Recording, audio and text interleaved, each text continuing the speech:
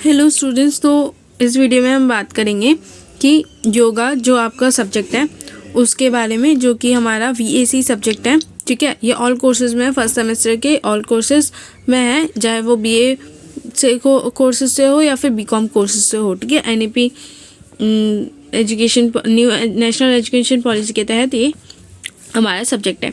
ठीक है, देखो सबसे पहली बात तो ये बच्चे पूछ रहे हैं कि कौन से मीडियम में हमें देना है। हमने इंग्लिश मीडियम चूज़ किया है, पर बुक हमारी हिंदी मीडियम की ही है SOL वेबसाइट पे। तो हमें क्या करना है, तो देखो तुम कोई भी मीडियम में तुम आंसर कर सकते हो। ठीक है, अगर तुमने इंग्लिश ऑप्ट किया है तो तुम इंग्लिश में आंसर कर सकते हो। ठीक है, पर तुम्हें बुक नहीं मिलेगी, तो बुक के लिए तुम क्या कर सकते हो, टॉपिक वाइज तुम गूगल सर्च कर सकते हो। ठीक है, उस पर तुम उसको ढूंढ के तुम उसके बारे में पढ़ सकते हो, क्योंकि योगा वाला सब्जेक्ट है। ठीक है, तो ये आपको गूगल पे आसानी से टॉपिक वाइज आपको इन्फॉर्मेशन मिल जाएगी। ठीक है, तो आप वहाँ से ढूंढ के कर सकते हो। ठीक है, और दूसरी बात कि इसका प्रैक्टिकल जो है SOL में प्रैक्टिकल नहीं होता है, तो SOL वालों के स्टूडेंट्स का प्रैक्टिकल नहीं होगा यहाँ पे। ठीक है, और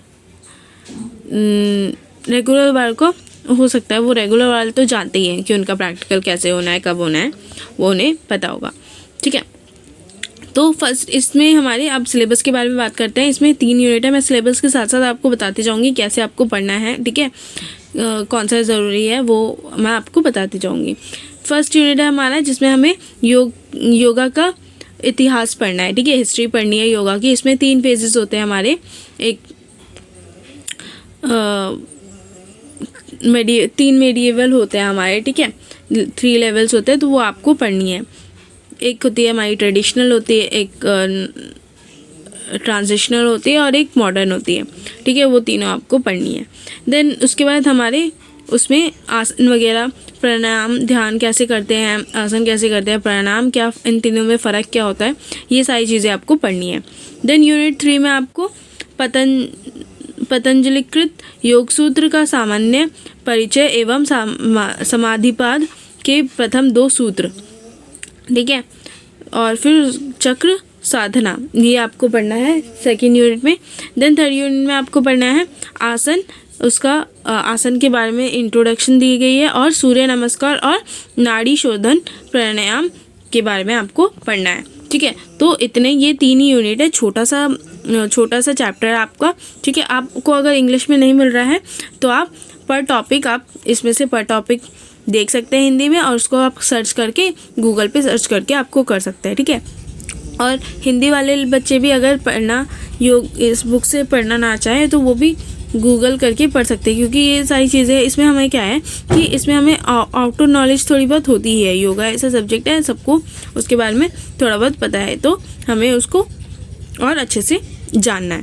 ठीक है, तो सबसे पहले मैं बोलूँगी कि सबसे पहले आप जो हमारा यूनिट 1 है उससे ही शुरू करें, इजी है। और थोड़ा आपको क्या है कि एक स्ट्रक्चर देगा, पूरे बुक का एक स्ट्रक्चर आपको तैयार करके देगा वो यूनिट 1। ठीक है, तो पहले यूनिट 1 पढ़े, देन उसके बाद यूनिट 2 पढ़े।